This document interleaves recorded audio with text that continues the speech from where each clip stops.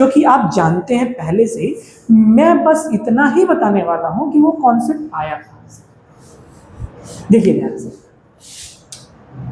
ये क्या है, ये एक ट्रायंगल है, और ये कैसा ट्रायंगल है, ये ट्रायंगल है एक राइट एंगल ट्रायंगल। हम इसको नाम दे देते हैं ए बी सी, ठीक।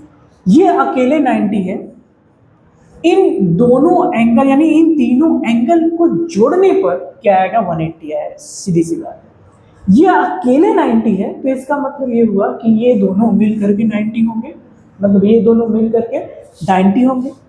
जब ये दोनों मिल करके 90 होंगे, यदि एक एंगल पता चल जाएगा तो दूसरा एंगल पता चल जाएगा, यानी एक एंगल यदि 30 होगा तो दूसरा कितना होगा, दूसरा क्या होगा, दूसरा 60 होगा। यदि एक एंगल थीटा है तो हम लिख सकते हैं ये क्या होगा, 90 माइनस थीटा, ठीक। अगर हम कॉस थीटा निकालें तो कॉस थीटा को हम लिख सकते हैं क्या, इस थीटा के रेस्पेक्ट में ये हो जाएगा परपेंडिकुलर। कॉस थीटा होता है बेस अपॉन हाइपोटेनियस, तो जो बेस है हमारा, बेस क्या है, ये तो परपेंडिकुलर है, ये बेस है, तो बेस कितना हो जाएगा, BC, ठीक। अब हाइपोटेनियस क्या है, AC, हम BC अपॉन AC लिख सकते हैं इसको इक्वेशन में।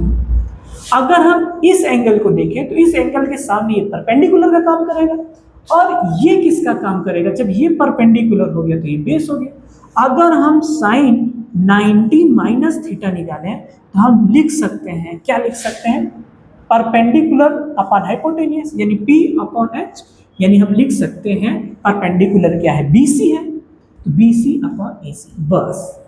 इससे इक्वेशन नंबर हम देते हैं 2, ठीक। तो cos थीटा की वैल्यू जो आई वो BC अपॉन AC आई, और sin 90 माइनस थीटा की वैल्यू जो आई वो BC अपॉन AC आई।